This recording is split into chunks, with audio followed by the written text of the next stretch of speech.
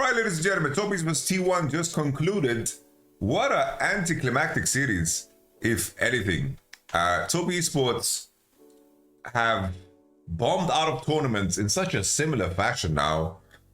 The theme of today was Top Esports refusing to fight and T1 fucking being so good at punishing that.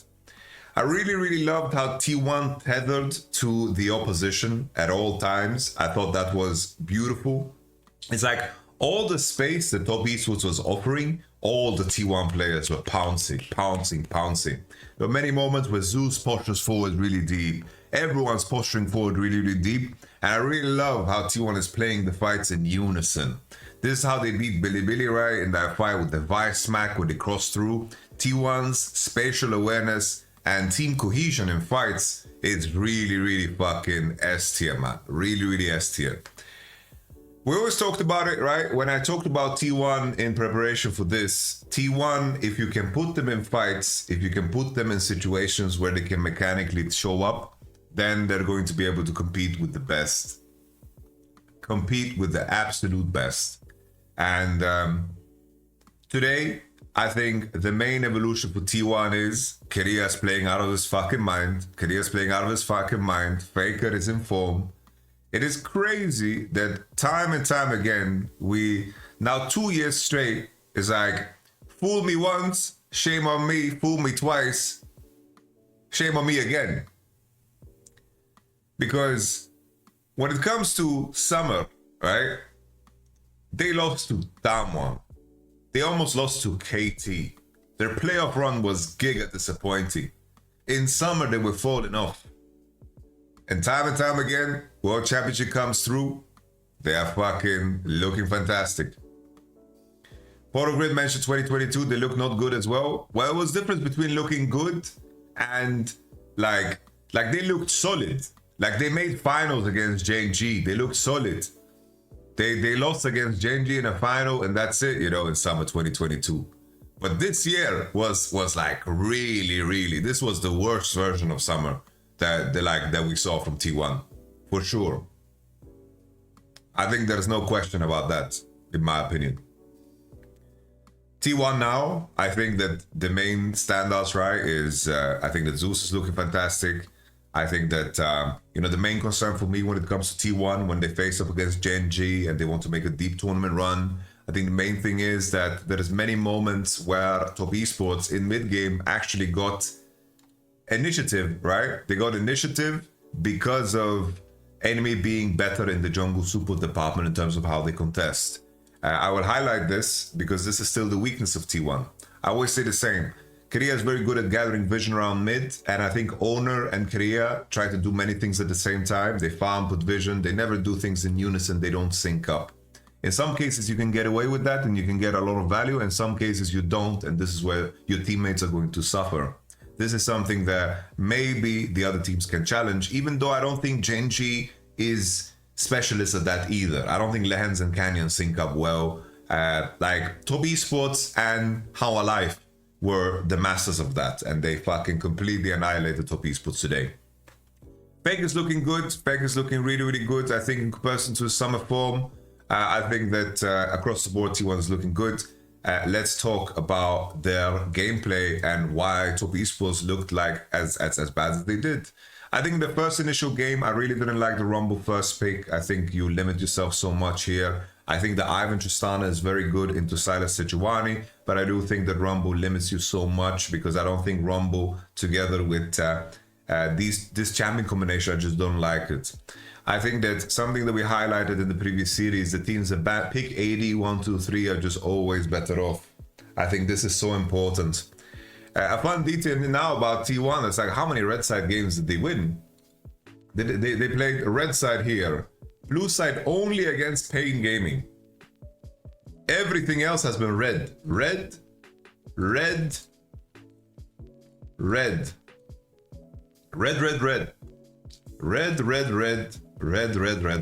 One game, right? And I think it's weird because when I think of T1, I don't get super excited about their Aurora. I think people are afraid of their Yone because of the flex with Zeus, but I don't think it's so easy to send Yone top in a lot of cases. So maybe it's something that teams can explore. I think that T1, what they gain from red side is that they are 5 picking support, which is really, really solid for them. And they get the counter on AD, where they can always match. I think that's really, really crucial for the T1 recipe. Because look at the last pick. Bard. And then we have the Zyra Khan combo. Okay, they lock it in. It is what it is. Zyra Khan. This is the one time they didn't. Because they want to just get Zyra Khan against Silas. Because he's a melee engaged all-in champ. Which is something that maybe is a weakness of the LPL teams, is that all of them are drafting very, very heavy commit comps, right? So Zyra can't get value. But let's start on the first game. Okay? Let's start on the first game. Rumble, Ivan, Tristana. Rumble together with MF, I just don't like it too much. This is a combo I don't like too much. I think that Top Esports should have tried opening with Ashe first pick and then play it out like that. Or try the Silas first pick themselves and then play it out by ear. Right? If you want to look for Silas first pick, you open Nar because it's a good ultimate and so forth, and you go down the list. Let's take a look at game number 1. Get out of a lot of sticky situations. Game number 1.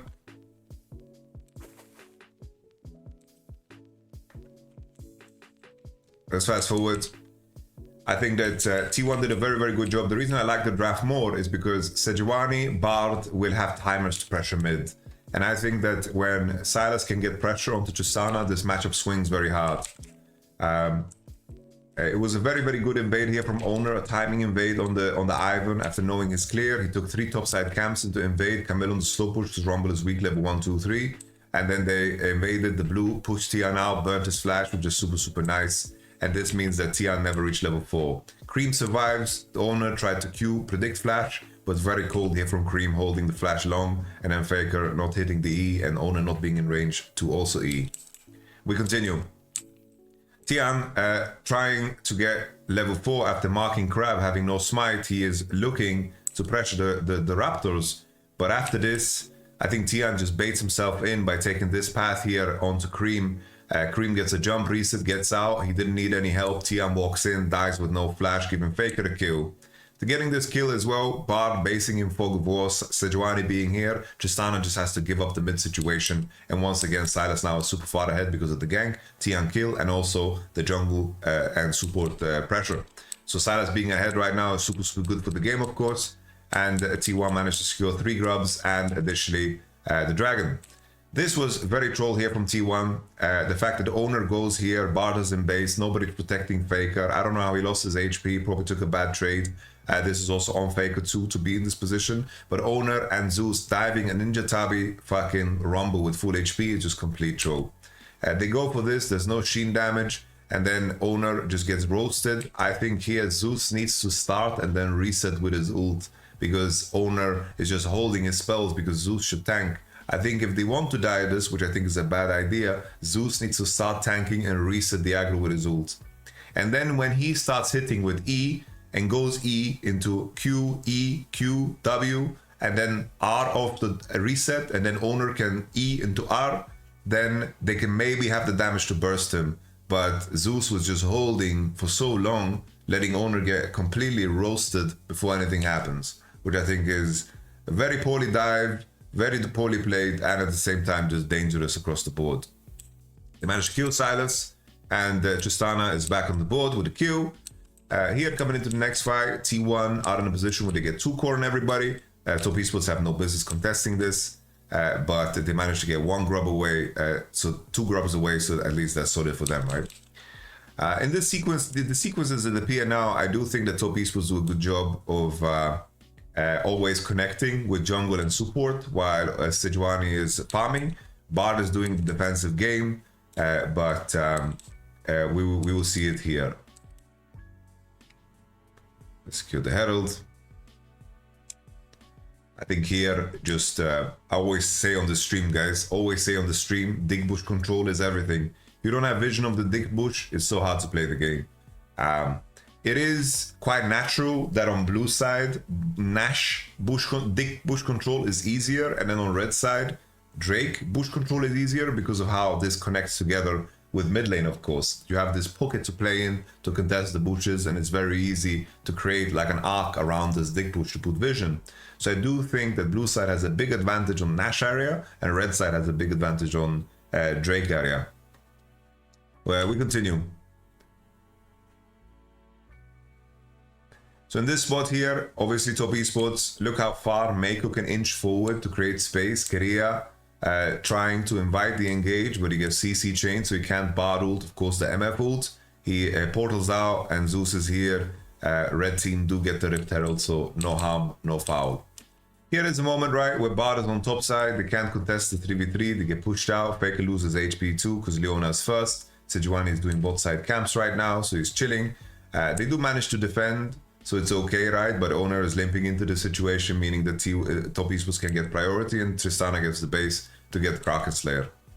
We continue. Here Rumble is into bottom side. They are sieging onto mid. Top esports lose the mid turret, which is very good for T1, of course.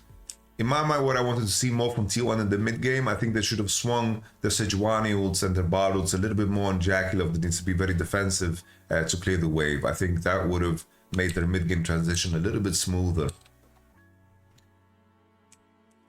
Here in this spot too, top esports cross through mid after pushing out top and going to bottom side to secure a turret.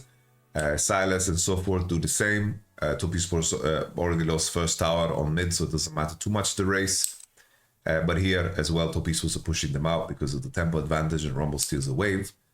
So with this in mind, T1 don't have a base here, and top esports can now pressure the tier 1 top. Just a tempo advantage here for top esports. We continue.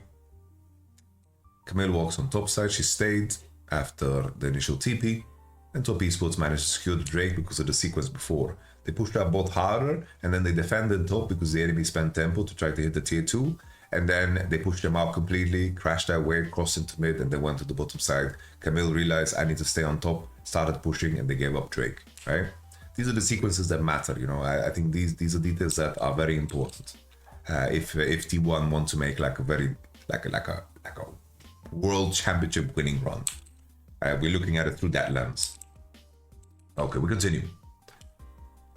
Top esports again here. Bard Sejuani, late to the party. Top esports hitting the turret, Mako fake pressuring with the dive. Jakilov is here, top esports is here. They break it with Demolish and Tristana E. They push them out, but Silas is pushing both, so it is at the end of the days, right? It's okay. Silas gets a bot tower, it's a fine trade. We continue. LPL minor region. You know, you guys make LCK fans look so bad. Alright. I wish there was a world where the stupidity of the surface level analysis would just not be there. Where people say, this guy choked, this guy is terrible, this guy's ass, this is the reason, they are so shit. Lose all nuance, lose all beauty. Very sad to see, you know? Very, very sad to see. Last two World Championship, only T1 beat LPL. LPL beat LCK in every other best of 5, whether it was KT, Gen.G, any other team. There's just T1 doing a fucking good job. LPL is a respectable region. Obviously, LCK has been dominating their last couple of years. That's cool. But it's a close fucking rivalry. And insulting LPL in that process, DRX was 2022. We are 2024 now, mate. Removing the aspect and diminishing what LPL is just diminishes the achievements of T1. T1 being able to always beat LPL is something that needs to be fucking praised. Don't use it as a way to shit on LPL. You just remove from the story. The same thing last year at Worlds, when T1 did this beautiful run where they beat all 4 LPL teams when they were left in semifinals 3-1 after beating, of course, LNG. Like, the beauty of that is insane. And you tarnish the beauty by saying LPL shit, you know? Really, really tarnishing the beauty of T1's run. Because T1's Worlds run last year is fucking legendary. But you make it less so when you're shitting on the LPO.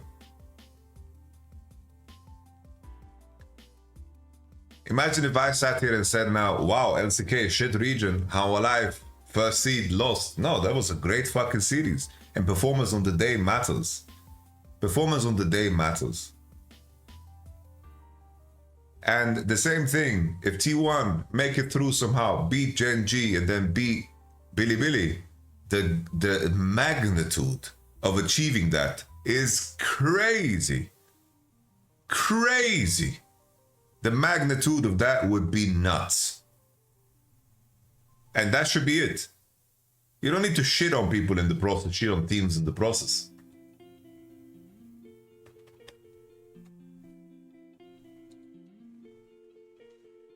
And that's it, you know? That's my take. I am the person that I really, really enjoy the beauty of the games. Someone asked me today, it's like, are you biased today? No, I just want both teams to play well. So I got annoyed today that Top Esports played worse, but I was very happy that T1 did insanely good things, you know?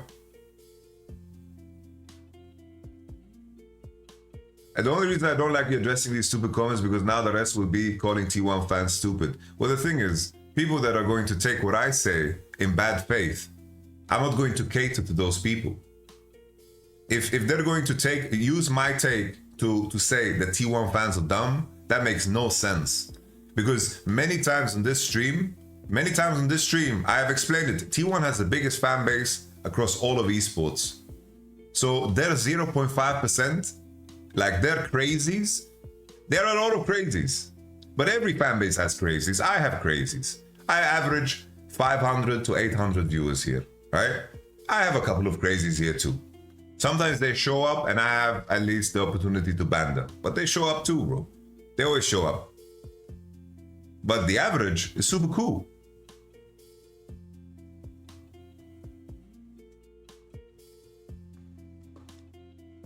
The average is super cool here. So if someone's gonna take what I say in bad faith, I don't really wanna cater to that. I realize that, you know, when the crazy KC fans, not the average KC fan, the average KC fan is super nice. I've met a lot in person, amazing people. KC has a big fucking fan base. There was the fringe of it that came after me watching the KC game with Dom and Gilius. And the only thing Dom said when KC was losing is, I think they should bench the coach as a joke. And there was some extreme KC fans that were extremely offended. So how can you stream with him? It's like, at the time I was like, okay. I was in the contract with KC and they were like, oh, look, we don't like this type of reaction. I was like, okay, I was on the contract with KC, it is what it is. But at the time I realized, oh, this is not the fan base I want to cater to. I get but whatever you say, the discussion in chat always gets ruined whenever one single comment gets addressed. No, it doesn't. It really doesn't. Because I'm addressing you the same way. Right? I'm addressing you. It's exactly the same thing. It's exactly the same thing. Let's go back to the game.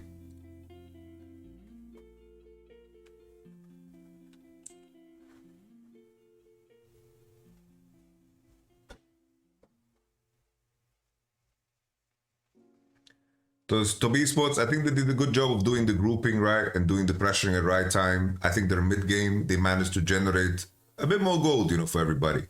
And I think they had better item timers. But the issue is for Top Esports today is that the way they fought was just not there.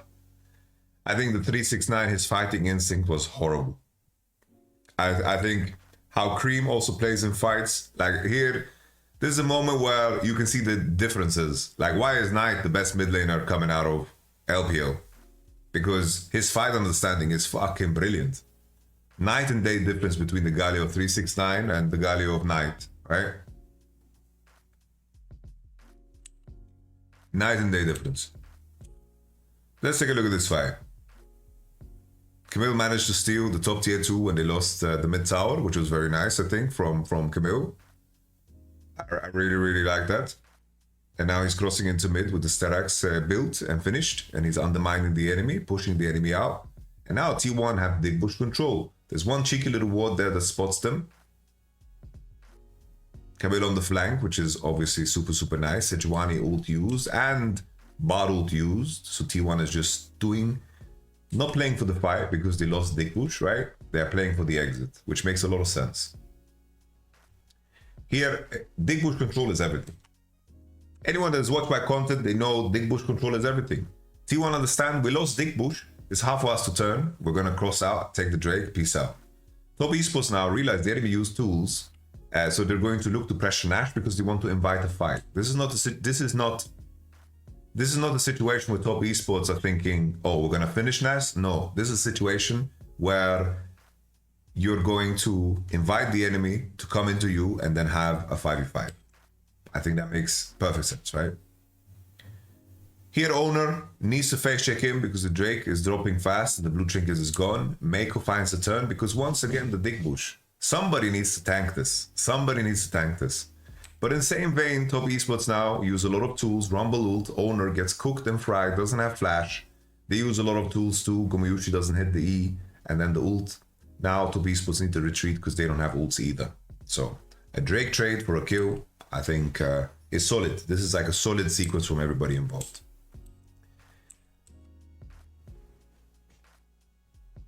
T1. Very nice trades from Zeus. I love it when people buffer the E and then get that Q2 off. It looks beautiful.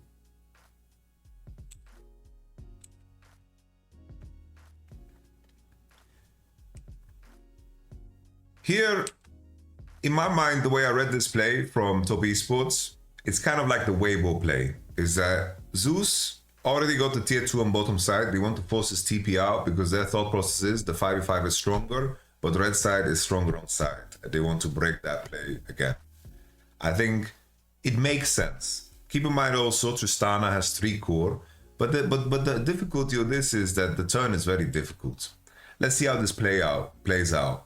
The Bard ult delays them a shit ton, and now T1 has already stopped this because the Bard ult has delayed their DPS so much.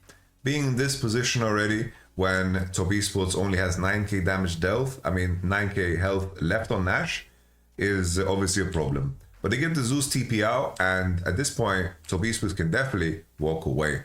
But Daisy gets sacrificed to Cthulhu for no reason, and T1 is undermining them, and Top Esports need to find a way to reposition because mid is exposed. Here, in most cases, the outcome is the Top Esports will have to take an awkward recall or walk all the way around. But Korea finds this beautiful Q, bro, beautiful Q, as Top Esports are inching in.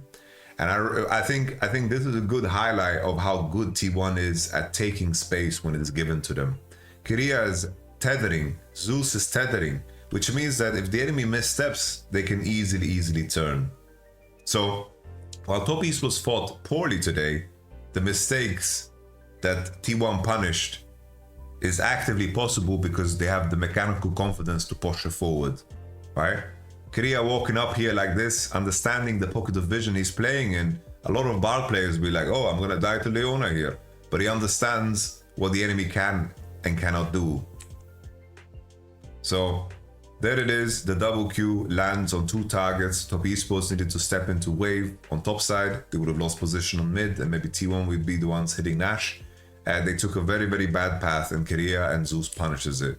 Beautiful Rumble, way better than anything 369 did today. The Leon ult doesn't land, MF ult to turn, Gomiyushi backs off from it. Very nice flank here from Zeus. Jackie Love drops very low. And then in the end, Zeus on E cooldown is going to snack on Cream as well. Boom, E flash. And that's the Gomiyushi auto. Look at Gomiyushi, bro. Have you ever seen a superhero Caitlyn like this, mate? Look where he comes from, bro. Boom, look at him. Look at that, bro. I love that. Beautiful.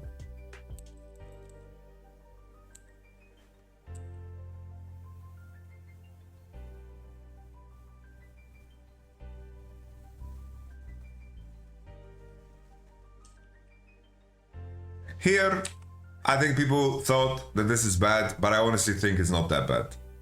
The truth is, in my opinion, I think Top Esports, the game is over.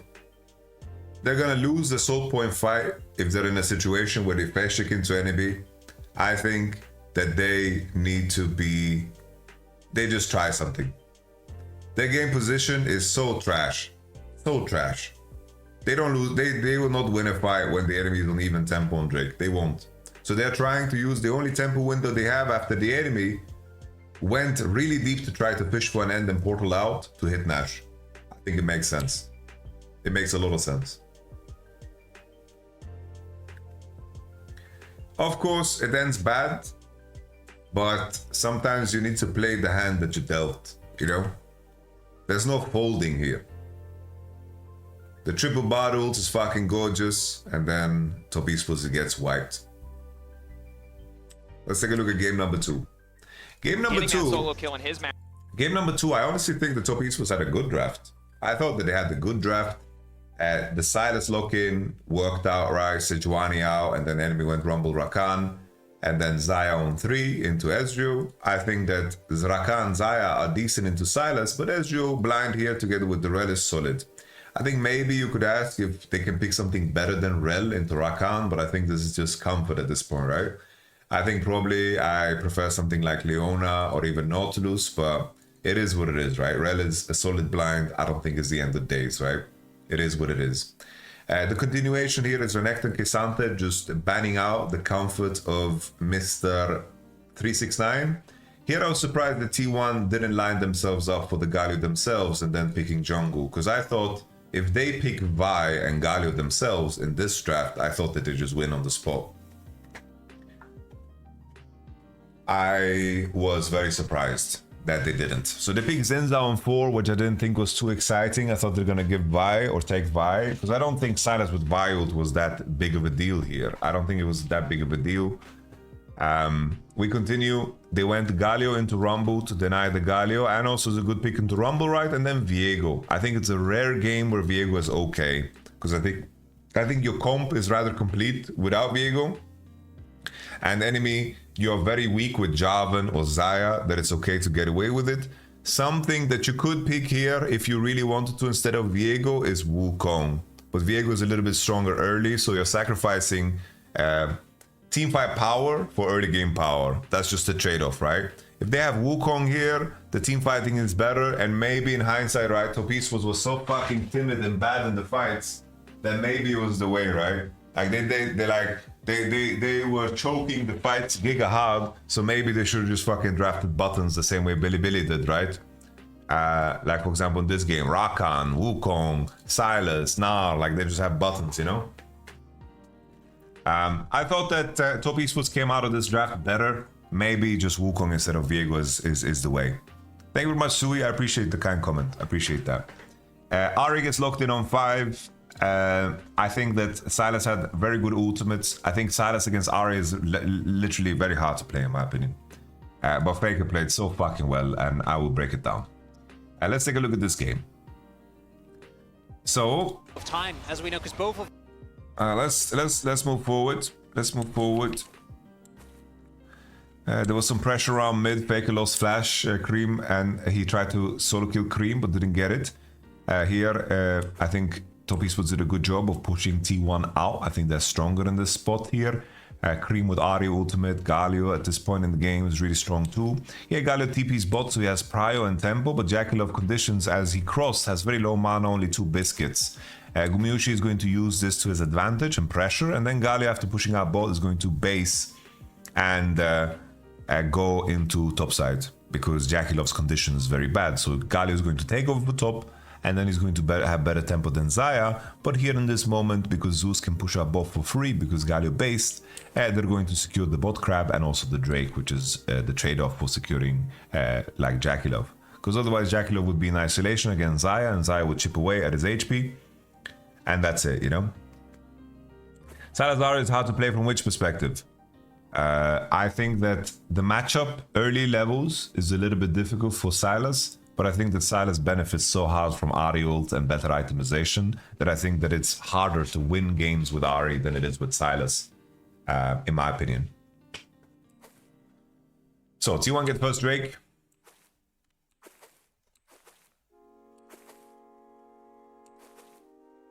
You have a lot of freedom for Cream to just slam Merc boots, and you don't have any issue with that, you know, especially against double AP solo laners. He's completely chilling. Here, Jackie just loses all of his health. Like, this was a theme. I don't know what the fuck he's doing here. I don't know what the fuck this is. I can't understand this frame here. This is crisp on 80 carry here. I don't know what Jackie is doing. He's like inching forward and eating Q and E from Gumayushi. Like, he's just getting rooted dry. Jackie has to flash and cleanse and loses all of his HP in preparation for grubs. Very, very bad for the coming fight. They still try to go for it. Tian tries to inch around. And the big mistake here is that once again, Top Esports lose dig bush control. Korea sweeps the bush, and look how much Faker just inches forward. It's so beautiful because it's the theme of the whole series is dig bush control and then T1 posturing. Look at this pocket he plays in, very, very deep. Tian tries to loop around when he should be playing with his team. And then always when you have dig bush control, in order for the enemy to put a ward, because Viego just wants to place his pink here, Faker gives him a little kiss. Korea snaps on him, W, holds the R, presses R, and look at Korea's flash here to cancel the hero's entrance. Really, really nice. Very, very nice. Always, always, the distance, your range to put bushes, like the ward range to put into bushes, if you are in the bush already, ready to punish, it's fucking nice. Here, Korea just played out of his mind as well as a follow-up on Faker. And after this, you know, once again, it's like T1 is just in such a fucking winning position. Let's take a look at some of these Drake fights still, because I think item-wise, the gold lead wasn't super significant because Top Esports did have the lineup for the items. Here, Ari is taking a lot of gold on top side. It is what it is. They're accepting. They're trading the Drake for a lot of gold, which I think is perfectly fine. Ari got the push. Cream gets the cancel and forces Faker's ultimate, which is nice to know. Continue. In a lot of these interactions, we see how strong Silas is. Like when he's laning against Ari, like his HP bar looks so fucking intimidating here with the 2.4k HP and the new magic mantle. Like the enemy soul laners just can't touch him. And I think that's such a big advantage in the grand scheme of things as we see the tournament progress. I think this Ari versus Silas invitation is very tough to deal with. But I think the T1 had to pivot after Galio was stolen from them. You know? We continue. So here, I don't know why Ezreal decides to drive this Herald. It's not necessary. I think this Rift Herald as a concept is so easy to misclick. And I think that's what it comes down to. Here, Korea just presses R, right? He wants to charm and he wants to snap, but I think he should have trusted the Galio and played on E. I think he could have done it. But it looks like a misclick, right? I think he could have gotten away if he just buffers E as he's in the air, you know, and then it's okay, you know? Here, once again, you know, here's an example. Cream's ult is running out. Like, look, just in the 1v1 itemization wise, this champion has 2.6k health. This one has barely 1.6, and then Mercs is just completely frying here, you know. We continue. T1 hitting, bonking the mid turret. They defended in the end. Let's take a look at this team fight here. Once again, dig bush control. I mentioned that the red side has an advantage when it comes to dig bush control around Drake. This is the geography that matters, right? You can easily access this through mid, while Top Esports need to cross river in order to get into dig bush. Dig bush control on red side is much easier. So Korea and Owner already here in position. I like that a lot from them, poking away. Top Esports clearing the pink ward. Here, I think Jackie Love should stay with the team. 369 should be on the wave, and here Jackie Love needs to act like the mage that punishes the people that want to chick into the dig bush. I think Jackie Love should be here. They should let 369 take this wave. And if Jackie Love is here, at least if the enemy comes into them, Jackie Love can give them a fucking taste of their own medicine. All right? I hate it when the strongest mages, strongest ADs are not in the dig push, punishing the people that are coming in to put a ward. Here, Jackie Love goes back into mid-wave when 369 is already on the mid-wave and he's going to clear it with Holo Radiance, no problem. He's just being a little greedy boy. Because if Jackie Love is here, it's so much harder to contest. Gumayushi, he's not the person that needs to be in the dig push. Jackie Love gets the wave in the end, and in this moment it's fine, right? It's fine. Jackie Love is on vision, and they're contesting the dig push. and they're pushing forward. Here as well, I think that owner should not be allowed to do this. Like, someone should fucking throw spells on him. Like, he should not be allowed to do this. I don't know why they are not willing to turn. I don't know why they're not hitting owner. I think he should not be allowed to do this. 369 wasting his W really, really poorly. And T1 is always just inching in. Look how they inch in. Owner is pushing forward, pushing forward, pushing forward. And now they have the big bush control. And then they snap T1 themselves. Here in this moment though, I think that 369, I wonder if 369 had a moment to just ult better. I don't know why he is not like playing with his team. Like 369 here, I don't know why he doesn't E here. Why doesn't he W here? Why are they not fucking slamming here? I don't know why they are not fucking playing on the Mako turn. Like what is 369 doing? He's backing off to Gali ult, but in reality he can just EW here. And then the cream snap comes a little bit late. It's just very little synergy in how top esports play here, because I think they could have fucking slammed hard here, but they don't. Faker gets the charm, and then Faker gets out on the charm of cream, and then Gumayushi and Zeus get so much damage.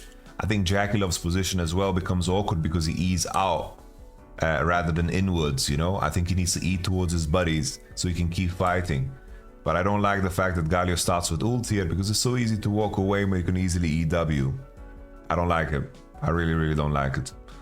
But if you look at it from T1's perspective, they're trying to inch in here and invite and engage where they can fight back. But I think that the way T1 are the ones that get the arc. You see that Zeus and Gumayushi are staying outside of the pocket, and Owner gets to reset the fight with his ult. Is a little bit too good, and Jackie Love's position just becomes bad, and Galio's contribution was non-existent. We continue. Dig push control, guys. Dig push control. I should get a Manscaped sponsorship for the stream. We'll just call it the Manscaped bush. We continue.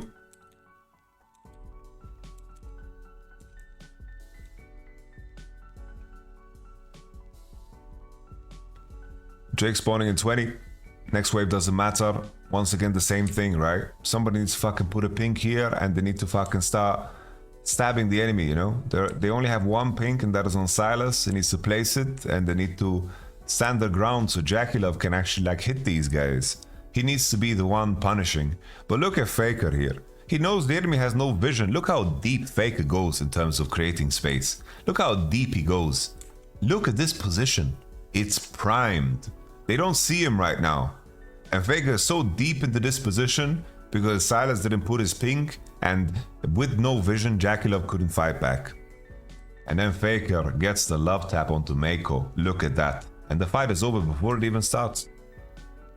Mako is already out of the fight. He's dead. He's a walking dead man. He has an 8-second death timer because my man needs to base.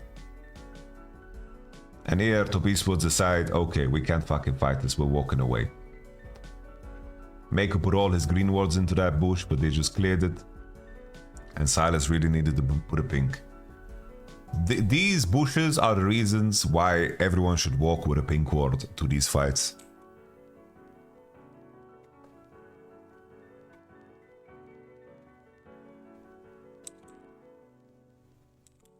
We continue. Korea, this is just Rakan stuff, right? This is another example of why Rakan is so OP. He buys Mercs, and then he has 52 dashes, move speed, and he can get away with putting down vision on his own. I think that it's a cheat code, man. It's really, really a cheat code in terms of building vision. It's a big cheat code. All these other champs, they fucking int and die. Big fucking cheat code. Rumble ult on the wave. Ari catches bot. First moment of initiative for top esports when they were sieging. Here, a big concern, right, is that Xayah as a champion, she is very, very good as a meat grinder, right? A meat grinder meaning if enemy Silas, Viego, Galio, Rakan, these champions die. I think people sometimes, the way they talk about Ezreal, they make him sound like he's the most OP champion in the game. Because everyone always says, guys, how can they get to Ezreal? Ezreal will carry this. In some cases, that's very true. But you have to understand as well that when the fights are fast and explosive like they will be in this game because of the nature of all the champs, then it's very hard for Ezreal to keep up. It's very, very hard for him to keep up. Insanely difficult to keep up, and he cannot DPS hard enough, right? Like if Xayah is hitting, you're probably losing. The DPS race is just better for T1 at this point. Jagelov needs to provoke the fight and invite a good engage, and then when it happens, that's it. Range advantage forces the enemy to engage on you, and good players, good teams will find the angles to engage on you, and when that happens, the advantage of that initiative is what you get for the range advantage. But in those moments, if the enemy has higher DPS, better damage, and they get a good engage, then the poke of Ezreal is not super relevant. It's only there to provoke the engage. Because in the end, Gumayushi can be on the mid wave, and then Faker, Owner, Keria, they can be in the bushes and look to pressure that engage, right? So we continue. I don't understand why it's so unplayable for TES though. I have talked about it. Like if you listen, everything has been reviewed up until this point.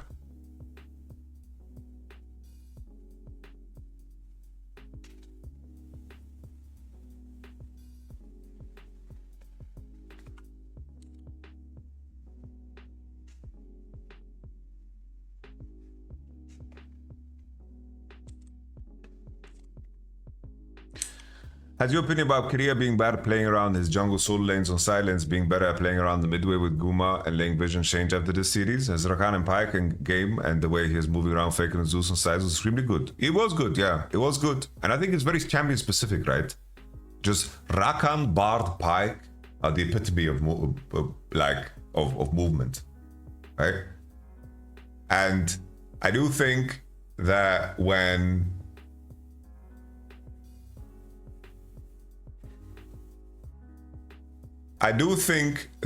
he was playing the Rel and the Leona and the Alistar, it looked a lot more awkward because he can't fucking zip around, you know? He can't zip around in the same way.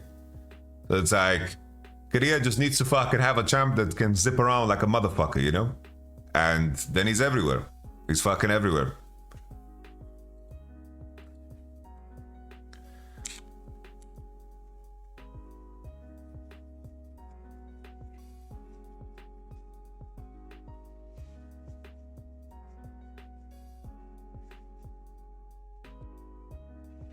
We continue. This was a very beautiful pocket that T1 played in. I like this a lot. Like, they had full vision, and top Esports need to face check here. There's nothing else to do here. There's nothing else to do. Top Esports need to fucking face check. We can look in the setup from before. It's just the top Esports are pushing for Drake, and that's it. And it's just a very nice punish from T1. They put down vision, Rakan recalled and kept fresh. And T1 did an overpotion for a fight. Super fucking nice. I like this a lot from T1.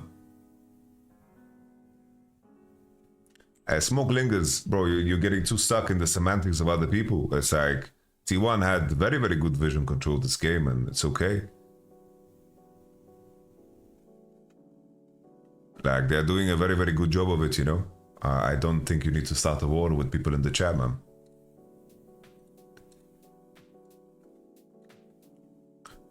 Okay. So yeah, T1, the enemy overpushes onto Drake, and then he walk into top side, which is super, super nice. T1 playing in this pocket, knowing that they already forced the enemy to enter. It's like, this is very similar to the same identity and the idea of the big push, is that the enemy needs to pay a price for face checking into you. This is super, super good. You know, Mako needs to face check here because they need info on Nash. And then they snap and they kill. Standard vision control for pro play. Well, the thing is, brother, everything is standard, right? It's just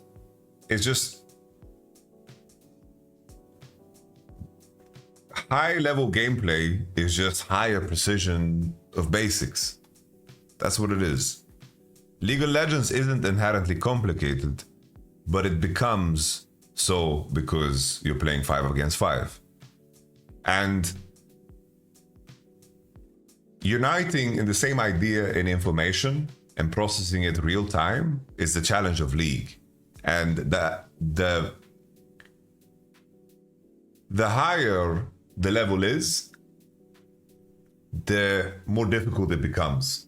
Because G2 can look good in Europe, fantastic in Europe, but they can look a lot worse internationally because there are teams that are better at the things they are good at in terms of how quick they are and how efficient they are and how they process information real time and how they generate information real time, because that's the game. Like, everything comes down to better basics. Because the same thing can be applied to chess, right? Yeah. T1 did a really, really good job today, but Top Esports also did a bad job today. Both are true, in my opinion. They continue after the first snack there on Mako. Use a lot of ultimates so they don't look to pressure Nash, which is okay. Well, honestly, probably they could. It's just that Zaya has 3 items, Ahri has 3 items. I think they can just turn around on Nash after killing Mako, honestly. I don't think it matters so much that Ahri doesn't have ult. If you just keep Rumble ult here and just keep going.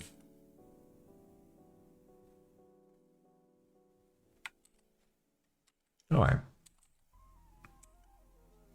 Here, this was one of the most pathetic teamfights I've ever seen from a Galio. That's horrible, bro. That's horrible, bro. Just look at this Galio, bro. I don't know what to say. It just fucking W's nothing. Like, look at him starting channeling W. It's pathetic. The hourglass is nothing as well. Gets charmed. Holy moly. Terrible. Kubush doing so much damage. The game's simply over.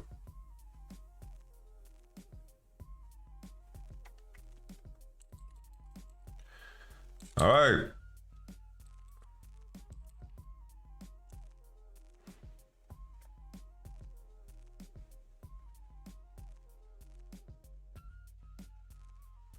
Nice fucking angle from Faker here. Beautiful Rumble ult. Just a good all-around collapse. Game position was tragic already for Top Esports. They tried to get some information, but they realized they need to cut through. And that's it. No need to glaze T1, bro. Oh, man. 27 messages. 27 messages.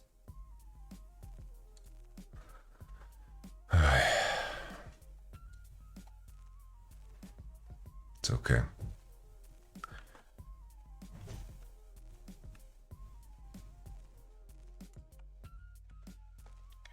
Let's go to game number 3. Game number 3. I also thought that T1's draft came with a lot of risks, right? I hated the Cannon lock-in because Mercs is the easiest purchase of all time. I think here you just tank the bad matchup and go Renekton, bro. I think they were overthinking the enemy champs. I think that, like, if you're really, really good, guys, then you play Jace here, right? If you're really good, like if Zeus is picking champ here, he's picking Jace. And that would have been insane. Because the enemy is lacking engage. They have Galio, Nar, Poppy, Zaya. I think they could have fucking fried them here.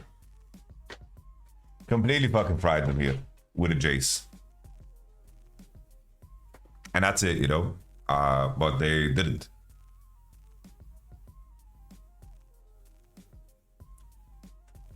Cannon makes Merc's value too high. I really don't like it. Like, you already picked Kai'Sa. I don't mind the Kai'Sa lock-in, but it does invade the Zaya.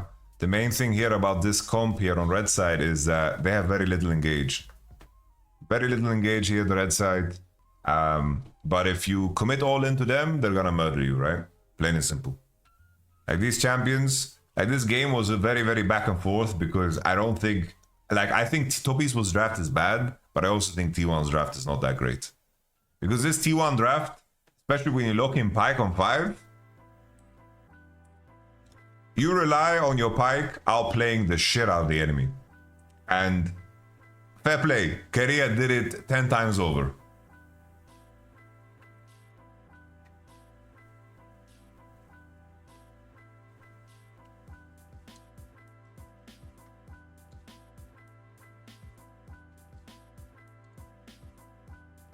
I don't know, bro. I'm just checking the chat because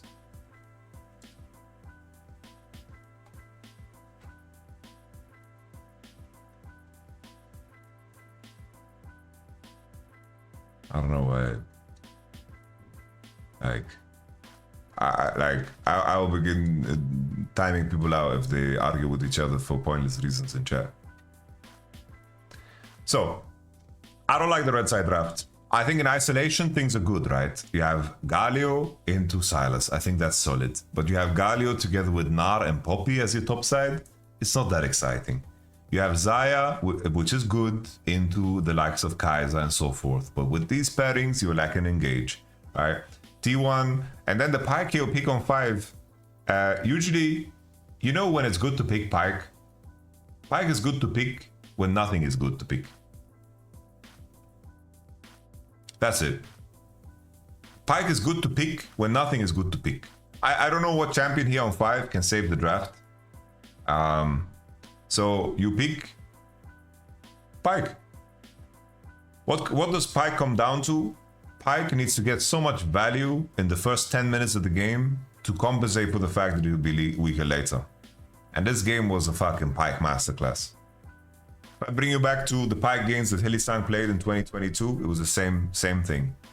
He won the lane super hard, burned flashes, roam mid, roam top, roam mid, roam bot, and then after he walks around with a 2k gold lead, but that gold is not super exciting for, of course, a Pike. Pike is good to pick when nothing else is good to pick.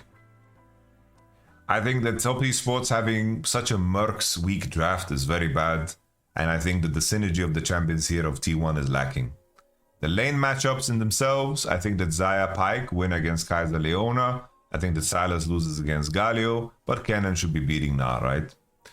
So it's like it's balanced because, you know, someone needs to have one lane that is winning. Blue side really wants to lane swap though, and I think that it's interesting because T1 actually want to. I think like the way I see it here, it does look like T1. Like they have Nar on the top side, so this is not like a swap read. This is a swap initiation because Nar is top side. This is not a swap blind read. Now they spotted the enemy into bottom side. Nar and Zaya are on top. They're getting XP and top esports starts enemy blue. Pike is insanely OP level 1. Like Pike level 1, 2, 3 is one of the strongest supers in the game. And I think that Zaya is better than Kaiser in lane. But okay.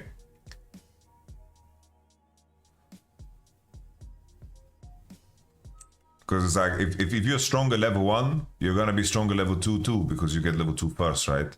Like being stronger level 1 makes you stronger 2, makes you stronger 3.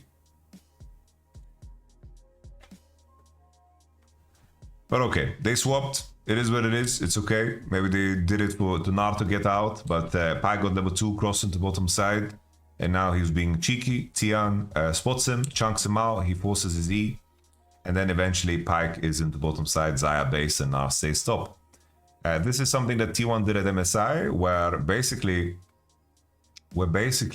they guarantee top TP advantage with this swap. Zaya based and walked into bottom side, and Kaiser needed to match base. Gumiyoshi loses out a little bit, but the fact that Korea got all of that XP and chunked Jackie Love and delayed his push out made it all fine. So Zeus now has TP advantage and XP advantage. Is a very big win, you know? We continue. This is where the Korea show begins. Meiko gets pushed out. He's trying to match Poppy and Pike. They are so fucking strong level 3. There's nothing to be done. Meiko loses flash. We continue. Now they are looking to fuck with 369 on the top wave, but Tian is here to defend, and so is Leona. Well done by Top Esports. Korea gets one hook, but he walks out. This is really, really bad from Cream. Galio just looks for the taunt, and as the minion falls, Korea channels his Q. It's very, very nice. And that's it, bro. Here goes the start. Faker gets assist, and Korea gets Q, which is super massive for the game. Faker now is so fucking fed in the matchup. He has Spectre Scowl against Alternator. Really, really huge. Zaya is now hovering. T1 is backing off because Silas and Cannon are coming first. They lose 2 grubs. It is what it is. Zaya now building a wave on bot, but T1, because they gave up the grubs, have initiative into bottom side. I thought they're gonna look to hook here, honestly. I thought Mako, no flash, you look to hook here, Korea, but he doesn't go for it. I thought he could die here. And now they walk away.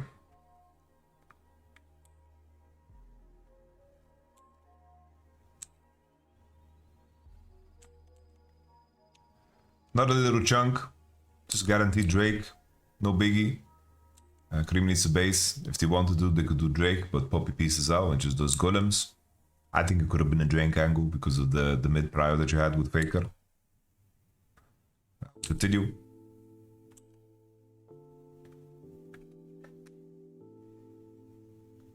Okay, Silas has a big tempo advantage because Galio base after Silas. Silas base first because of his chunk right. And now Silas is going to collapse on top and they see Galio. But Galio, of course, has grand entrance. That's just how he works. So they get the grand entrance, owner being chunked. They decide to walk away. Mako being Leona doesn't die. Yet in this moment, you know, the hook is beautiful. TMBuzz flash. Yet in this moment, I understand what Top Esports is looking for, right? With the play. But at least if you make the play, then fucking make the play. I don't understand why 369 is being such like a weakling, plain and simple. Because here, if Zeus is doing this where he's walking on you and the wave is crashing, then like send your spells 369, like trade with him, like use your ult on him, fight back, stun him, and let Cream commit on you, you know? Like they are letting Zeus get mega, 369 is just looking, staring, not sending anything, and then they get comboed. I don't think the play is as good. Like I don't think the play is good, but they make the play and play it bad too, which is even worse.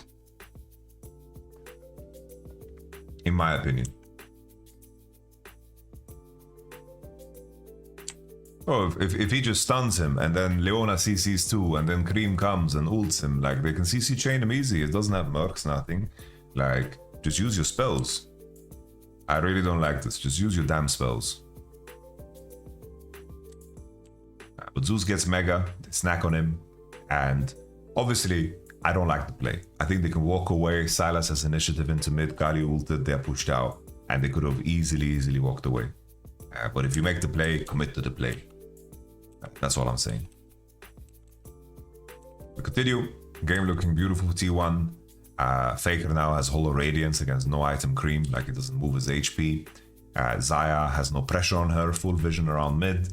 Like this is a very nice extension here. Like this is a very nice setup for T1. It's like in the moments where Korea and Owner don't need to play together, I think T1 macro is fucking beautiful. They have full vision around mid, so Zaya can't be pressured. She's playing just like a mid laner, no problem. Korea is just sieging here with Faker, and Nar can't get dove, can't be pressured. They had full info on them, no problem. Poppy's behind him, Nar is safe. And now they push out Cream and they bonk the shit out of the turret with the 4 grubs. And now Creep enters again because Zinza and Leona are behind them, and T1 is not aware of the exact timer. Poppy now collapsing onto the top side because they're assuming Zinza and Leona is going behind Silas because of how he plays, and 369 is walking back, and T1 is of course pressuring to spot how they're acting, right? If Zeus is walking towards him with Mega and 369 is bolting, Zinza and Leona being behind Silas after Silas walked up is almost guaranteed.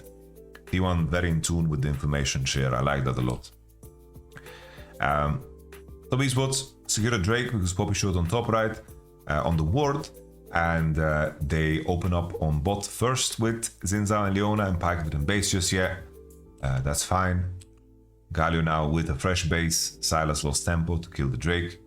Now T1 go for the first turret to get the first tower. Now Galio is 4k gold ahead, obviously in total with his team, and 1.7k gold in his pocket. He's playing against a very full AP. Look at the damage that Silas does in full combo, bro. Bomb plating just tanks it all, bro. We continue. Korea drifting again. Look at him. This is such a fucking beautiful hook too. Like, Korea did fucking montage, man. Montage, bro. Boom. 369 doesn't flash, and here comes Owner with the tackle. RKO out of nowhere. He gets him, and Leona Zenzao, after being on bottom side, opened way later. Owner and Korea were first on top side. Yeah, maybe that's just the way. Give Korea something with insane fuck mobility, bro. Give insane fuck mobility, man. Maybe that's just a solution. I think when the game doesn't require Owner and Korea to group,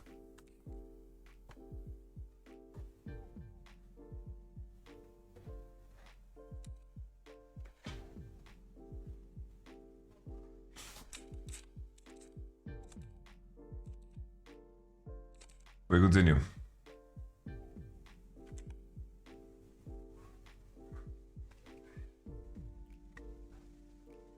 I like the T1. This is the first time Top Esports did something proactive in a fight. First time after 2 hours of gameplay. First time to do something active. Which is very sad. Like, if you're watching the series from a Top Esports perspective, it was a very sad series, bro. Very, very sad series. This is the first time they fucking fight, man. They sent it. Zaya was not on the map. They killed Owner. Look at him go, guys. Look at him go. Jackalope gets a nice little fight. But what happens after this is just demonic, man. Look at Jackalope, bro. Jackalope was in the wave. This is my man. My man.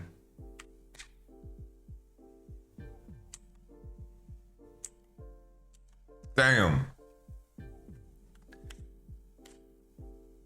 Look, the Jackalope can stand behind the minion. It is what it is, right? But that's crazy.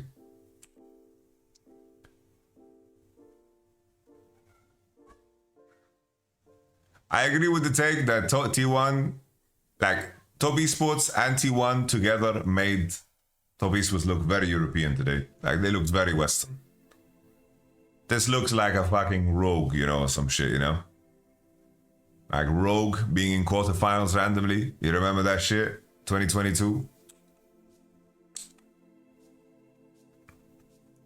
But it takes two. It takes two, guys. It really takes two.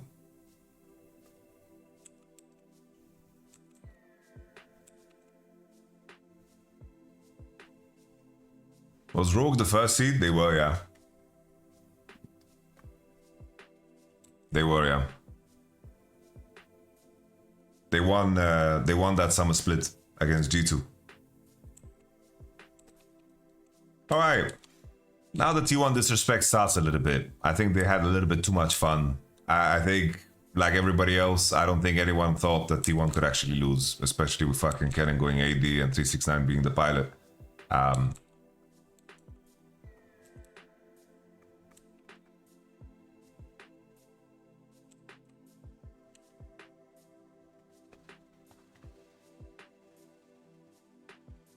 Here at least, you know, Top Esports, Dick Bush control. It seems like the coach fucking told them something, you know? Owner breaks and pounces. Breaks and pounces. 369, like, his position is tragic. Like, 369 just needs to stay in this pocket and let them enter so he can basic attack. But my man just crossed into his team and gets easy tackled into the wall. Like, this is pathetic, I think, from 369. Pathetic.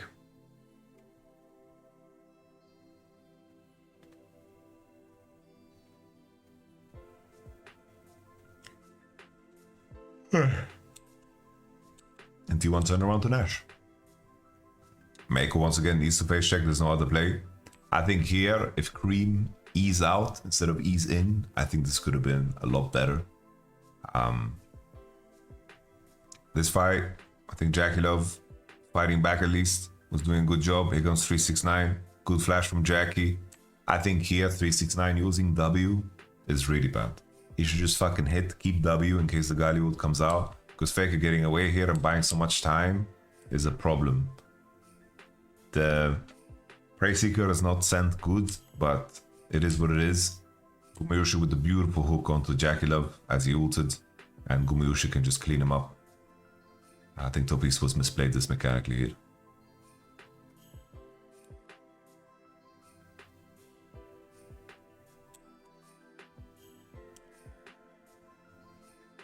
I think that Kiria's ult here to just get over the wall is really fucking nice, man. Gets the ult reset. Onto Cream. Like, Cream just saved Kiria.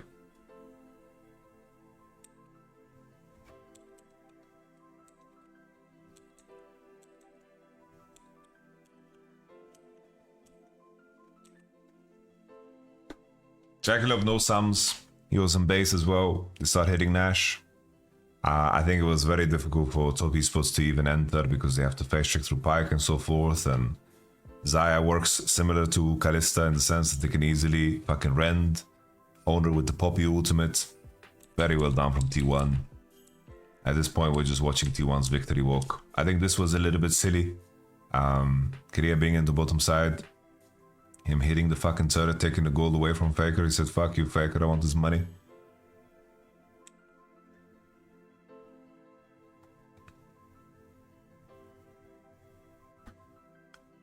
Honor with the beautiful Poppy ultimate, and in the end, Kareem collects him. I think this was disrespectful.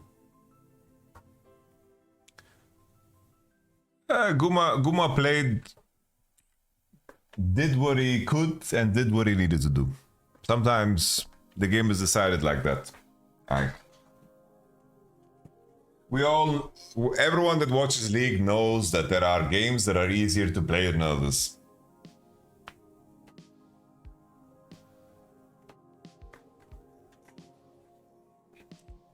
Like, Guma played almost perfect, but his game was easy to play. People say Reckless could have played AD. Nah, that's disrespectful. Probably they will still win. Honestly. But Gumayushi played really well. Probably they will still win with where Top Esports were today. But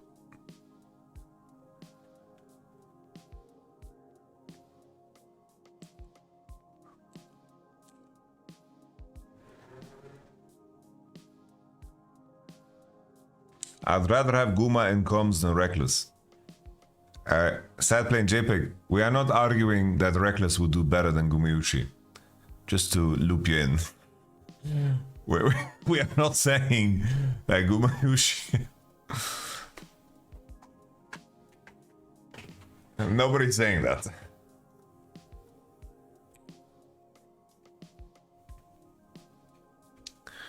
I think I'd rather have Guma playing than Reckless, to be honest. Same.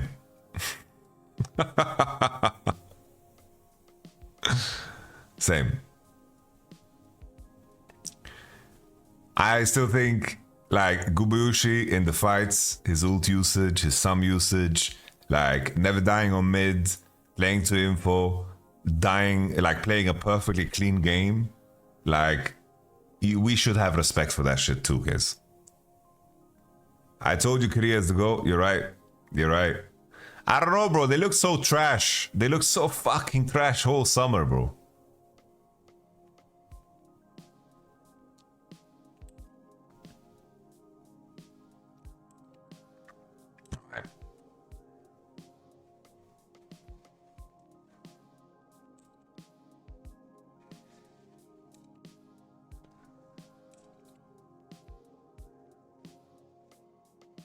I don't know, Korea is just, bro, when he's playing these fucking mobile champions like Bard, Rakan, and Pike, he's just everywhere, bro.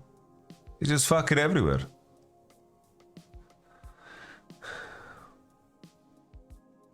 I don't know, maybe Worlds is just the best tournament for T1 because they actually have like a solid month, like 3-4 weeks to prepare, you know? And they can take it easy for a bit, bro. The rest of the year is just, the rest of the year for T1 is like, it's like the schedule is fucked. They scrim a lot, solo queue a lot. Bro, maybe the DDoSers are just giving T1, just doing them a big favor. The T1 DDoS is like, guys, T1 players are working too hard. We don't want them to stream. Fuck that shit. Fuck that shit. Then they have content. And then it's like, bro, for example, today, they had this year, they had Hall of Legends Gala. They had to fucking play firefights against random fans. They have to go to Red Bull event. Like, they have to go to Red Bull event, bro. They win Worlds and then fly to Red Bull event and then start for next league, next fucking year, rock and roll, you know? Like, they are getting completely fisted. EWC as well, well, that was like other teams went to, right? So I didn't include that. It's just, maybe for the first time before Worlds is the first time they can actually like rest. Maybe that's it. 2 days before Worlds they started, they went to Shanghai fan meet. Well, there you go. Didn't they do another fan meet in like Vietnam as well? Or was that Gen.G or some shit? I don't know. Hong Kong. That was the one.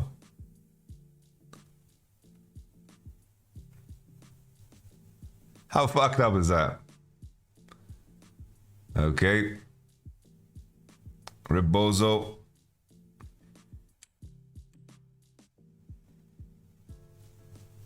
Yeah, I'm just checking. Faker doesn't flash out.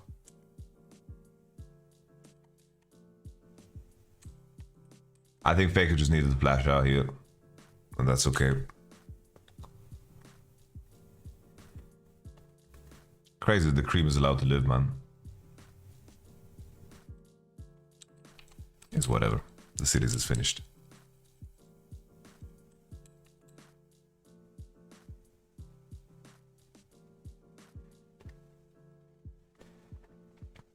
Okay. Well, I think the T1 showed continued form for what they've shown so far, right? Great team fighting. I think Korea was a big standout today. I think that's exciting. Korea was a big standout today. I think top esports look pathetic. Both can be true, guys. Both can be true. It takes two to dance. I think the T1 played well, and I think that top esports looked pathetic. I don't know why they were so afraid to fight, afraid to contest anything. The top esports looked very similar to when they lost against G2, you know, 3-0. Looked very similar. Can you give me some copy with the fly? Could be more competitive than top esports. Well, it's a very low bar top esports set. MVP of the series for you? For me, it's either Korea or Faker. I think Korea. I think Korea. Really, I think Korea is the one for me, man. I think Korea did a very, very fucking insanely good job. Korea in all 3 games was really good, I think. Really, really great. I think Faker's Ari game was really insane, like in terms of the fights. But I think that across the board, Korea is the MVP. For sure. 100%. Korea MVP. Korea was fucking everywhere today.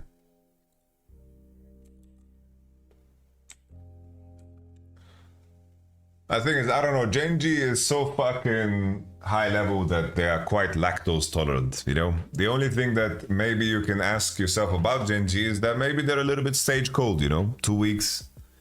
We don't know how they're gonna react to the big stage, you know?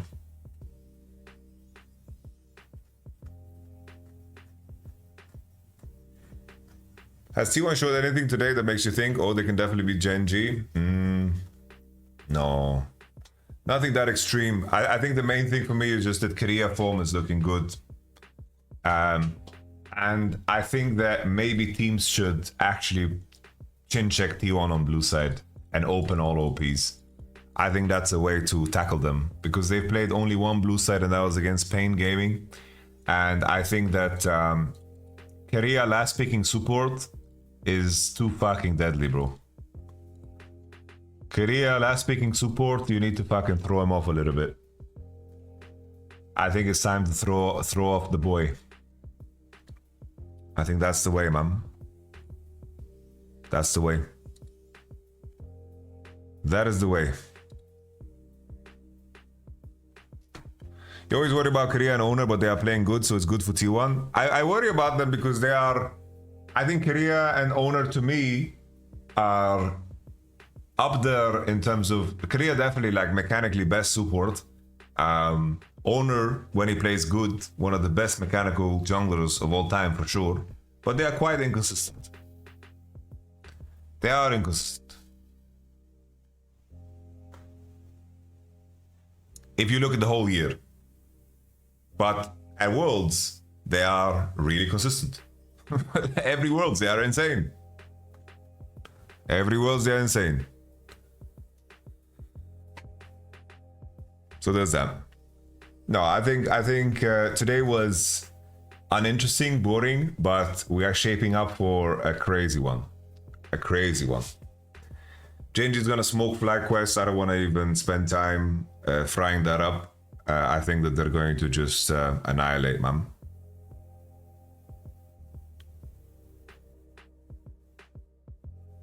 Don't you think giving Gen.G blue side is a mistake? Is it? Look. I think you need to ask yourself this, right? If you need to ban other champions than these three, then yes, it's bad. But if you can get away with banning these three, red side is better. So if Gen.G have champions that make them so strong when these three are out and their first pick is going to be that fucking insane, fair. But today, for example, when they banned Yon, Aurora, Skarn, and enemy first pick Rumble, that's cool. That's alright.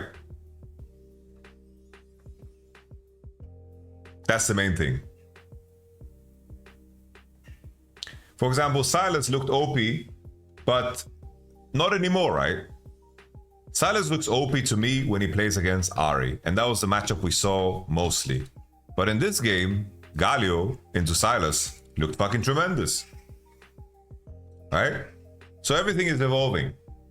Everything is revolving real time. Rakan is looking giga OP at this tournament, bro. Like, Rakan is looking insane. Let's pull up the Game of Legends, bro. Oh, we have some crazy good Rakan players. World's main event. Bah. Bah.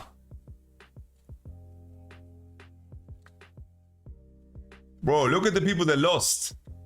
Woody, Alvaro, Elio, Kuri, Keria. Oh, Keria. Rakan is just winning every game, bro.